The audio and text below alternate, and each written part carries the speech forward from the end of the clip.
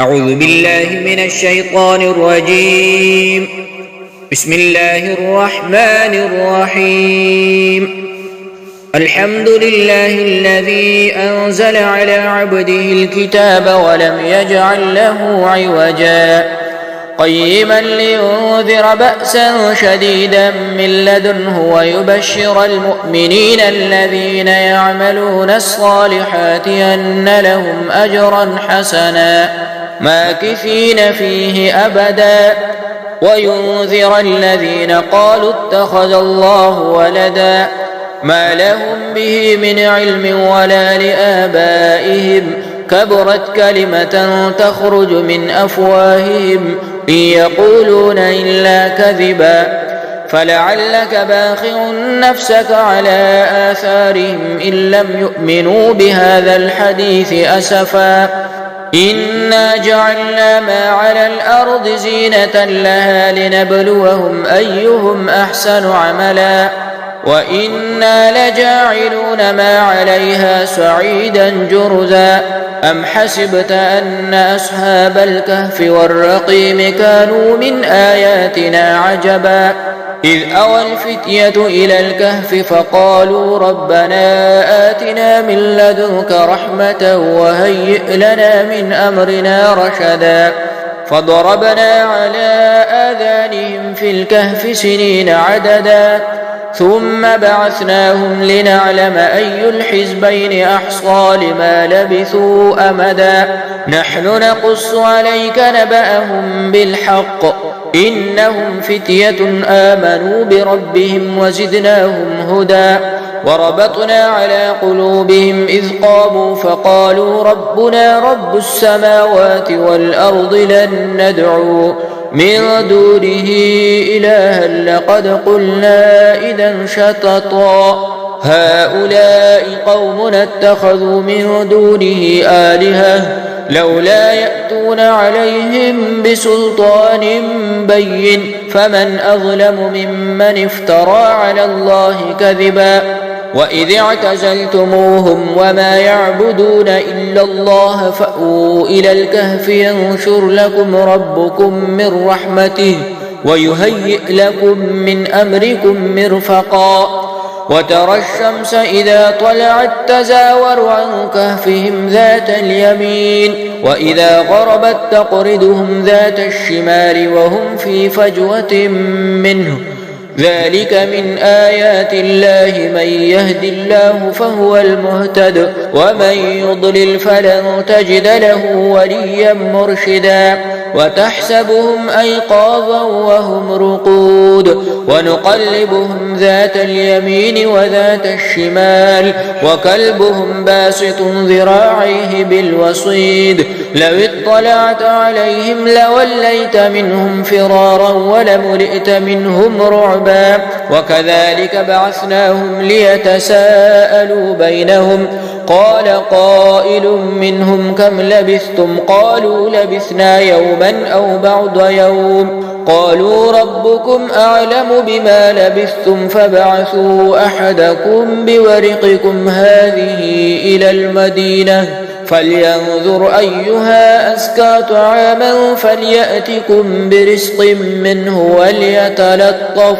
وليتلطف ولا يشعرن بكم أحدا إنهم إن يظهروا عليكم يرجموكم أو يعيدوكم في ملتهم ولن تفلحوا إذا أبدا وكذلك عثرنا عليهم ليعلموا أن وعد الله حق وأن الساعة لا ريب فيها إذ يتنازعون بينهم أمرهم فقالوا بنوا عليهم بنيانا ربهم أعلم بهم قال الذين غلبوا على أمرهم لنتخذن عليهم مسجدا سيقولون ثلاثة رابعهم كلبهم ويقولون خمسة سادسهم كلبهم رجما بالغيب ويقولون سبعة وثامنهم كلبهم قل ربي أعلم بعدتهم ما يعلمهم إلا قليل فلا تمار فيهم إلا مراء ظاهرا ولا تستفت فيهم منهم أحدا ولا تقولن لشيء إني فاعل ذلك غدا إلا أن يشاء الله واذكر ربك إذا نسيت وقل عسى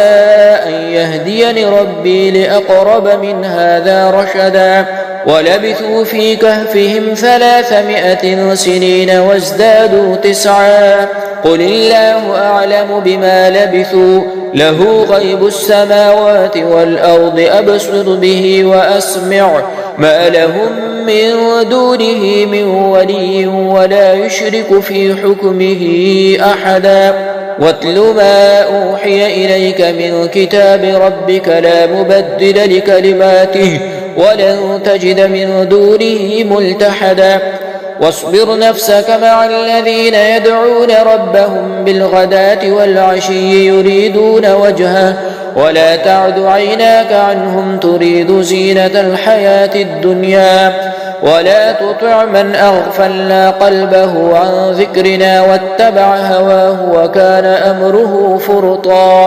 وقل الحق من ربكم فمن شاء فليؤمن ومن شاء فليكفر إنا أعتدنا للظالمين نارا أحاط بهم سرادقها وإن يستغيثوا يغاثوا بماء كالمهل يشوي الوجوه بئس الشراب وساءت مرتفقا إن الذين آمنوا وعملوا الصالحات إنا لا نضيع أجر من أحسن عملا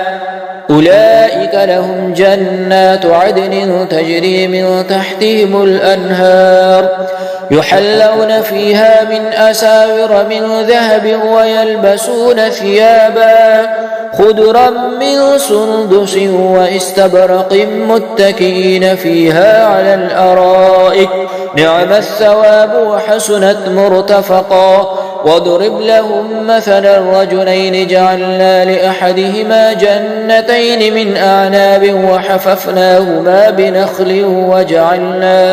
وجعلنا بينهما زرعا كلتا الجنتين آتت أكلها ولم تظلم منه شيئا وفجرنا خلالهما نهرا وكان له ثمر فقال لصاحبه وهو يحاوره أنا أكثر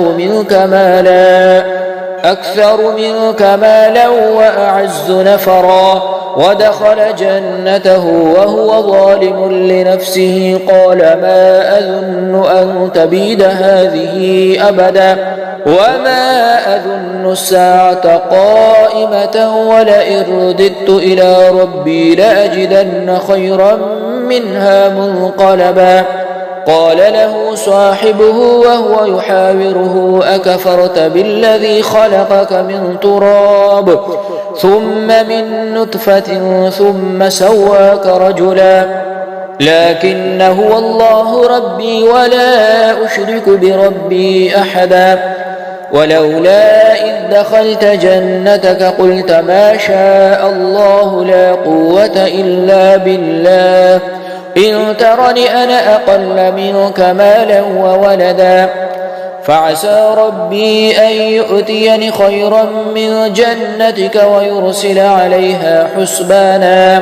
حسبانا من السماء فتصبح سعيدا زلقا أو يصبح ماؤها غورا فلن تستطيع له طلبا وأحيط بثمره فأصبح يقلب كفيه على ما أنفق فيها وهي خاوية على عروشها ويقول يا ليتني لم أشرك بربي أحدا ولم تكن له فئة ينصرونه من دون الله وما كان منتصرا هنالك الولاية لله الحق هو خير ثوابا وخير عقبا واضرب لهم مثل الحياة الدنيا كماء إن أنزلناه من السماء فاختلط به نبات الأرض فأصبح هشيما تذروح الرياح وكان الله على كل شيء مقتدرا المال والبنون زينة الحياة الدنيا والباقيات الصالحات خير عند ربك ثوابا وخير أملا ويوم نسير الجبال وترى الأرض بارزة وحشرناهم فلم نغادر منهم أحدا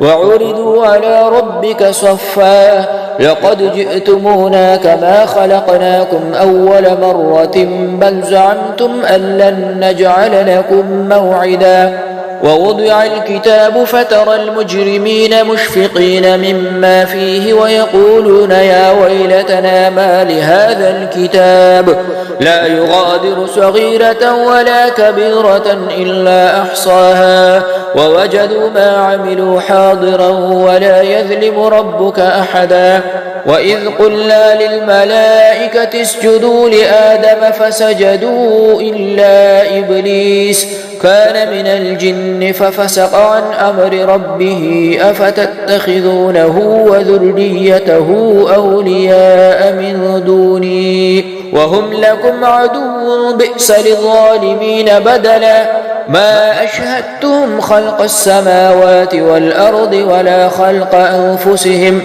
وما كنت متخذ المضلين عددا ويوم يقول نادوا شركائي الذين زعمتم فدعوهم فلم يستجيبوا لهم وجعلنا بينهم موبقا ورأى المجرمون النار فظنوا أنهم مواقعوها ولم يجدوا عنها مصرفا ولقد صرفنا في هذا القرآن للناس من كل مثل وكان الإنسان أكثر شيء جدلا وما منع الناس أن يؤمنوا إذ جاءهم الهدى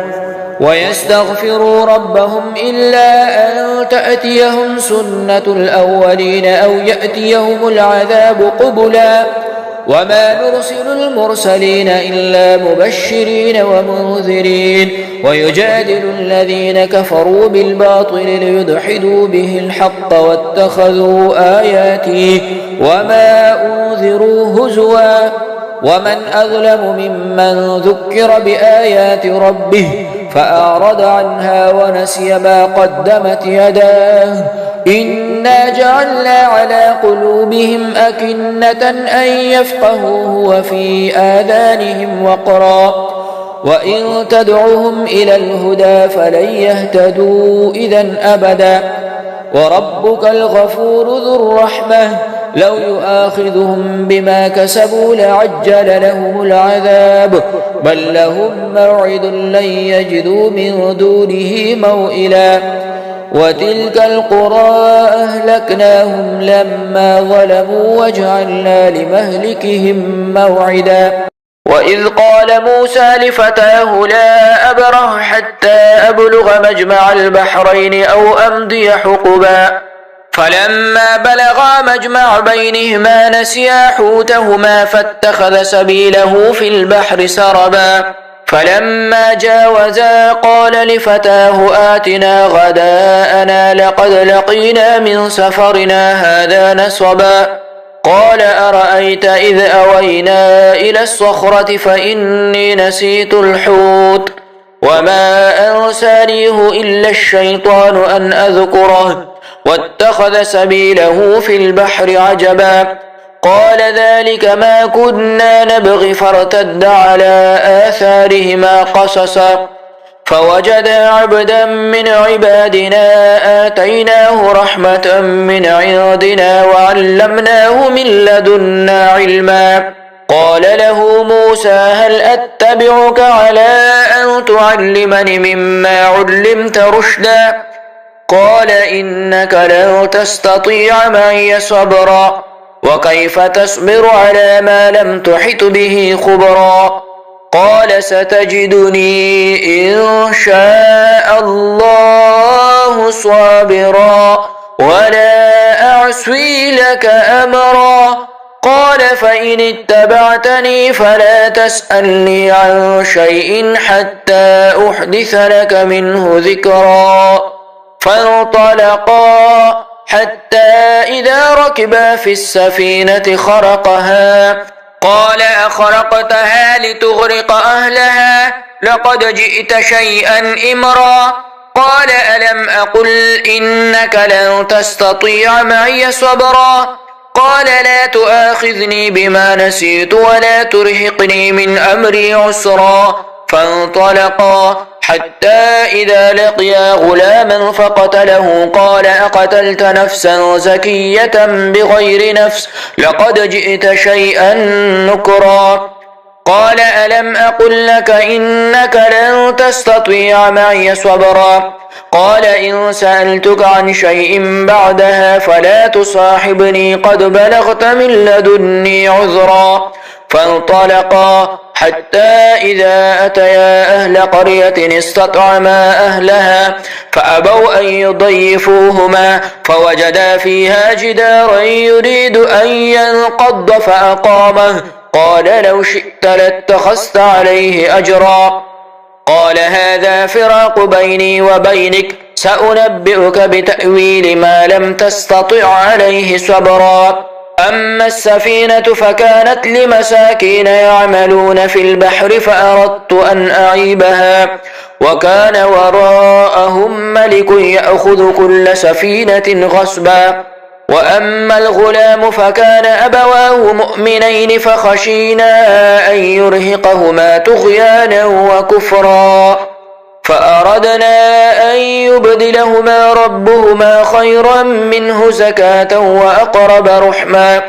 وأما الجدار فكان لغلامين يتيمين في المدينة وكان تحته كنز لهما وكان أبوهما صالحا فأراد ربك أن يبلغا أشدهما ويستخرجا كنزهما رحمة من ربك وما فعلته عن أمري ذلك تأويل ما لم تسطع عليه صبرا ويسألونك عن ذي القرنين قل سأتلو عليكم منه ذكرا إنا مكنا له في الأرض وآتيناه من كل شيء سببا فأتبع سببا حتى إذا بلغ مغرب الشمس وجدها تغرب في عين حمئة ووجد عندها قوما قلنا يا ذا القرنين إما أن تعذب وإما أن تتخذ فيهم حسنا قال أما من ظلم فسوف نعذبه ثم يرد إلى ربه فيعذبه عذابا نكرا وأما من آمن وعمل صالحا فله جزاء الحسنى وسنقول له من أمرنا يسرا ثم أتبع سببا حتى إذا بلغ مطلع الشمس وجدها تطلع على قوم لم نجعل لهم من دونها سترا كذلك وقد أحطنا بما لديه خبرا ثم أتبع سببا حتى إذا بلغ بين السدين وجد من دونهما قوما لا يكادون يفقهون قولا قالوا يا ذا القرنين إن يأجوج ومأجوج مفسدون في الأرض فهل نجعل لك خرجا على أن تجعل بيننا وبينهم سدا قال ما مكني فيه ربي خير فأعينوني بقوة أجعل بينكم وبينهم ردما آتوني زبر الحديد حتى إذا ساوى بين الصدفين قال انفخوا حتى إذا جعله نارا قال آتوني أفرغ عليه قطرا فما استطاعوا أن يظهروه وما استطاعوا له نقبا قال هذا رحمة من ربي فإذا جاء وعد ربي جعله دكاء وكان وعد ربي حقا وتركنا بعضهم يومئذ يموج في بعض ونفخ في الصور فجمعناهم جمعا وعرضنا جهنم يومئذ للكافرين عرضا الذين كانت أعينهم في غطاء عن ذكري وكانوا لا يستطيعون سمعا أفحسب الذين كفروا أن يتخذوا عبادي من دوني أولياء إنا أعتدنا جهنم للكافرين نزلا قل هل ننبئكم بالأخسرين أعمالا الذين ضل سعيهم في الحياة الدنيا وهم يحسبون أنهم يحسنون صنعا أولئك الذين كفروا بآيات ربهم ولقائه فحبطت أعمالهم فلا نقيم لهم يوم القيامة وزنا ذلك جزاؤهم جهنم بما كفروا واتخذوا آياتي ورسلي هزوا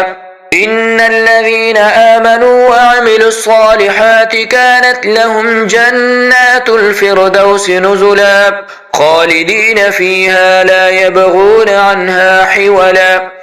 قل لو كان البحر مدادا لكلمات ربي لنفد البحر قبل أن تنفد كلمات ربي ولو جئنا بمثله مددا قل إنما أنا بشر مثلكم يوحى إلي أنما إلهكم إله واحد فمن كان يرجو لقاء ربه فليعمل عملا صالحا ولا يشرك بعبادة ربه أحدا صدق الله العظيم وصلى الله تعالى على حبيبه خير خلقه سيدنا ومولانا محمد وآله وأصحابه وأتباعه وأولياء أمته وعلماء ملته وحفاظ كتابه أجمعين.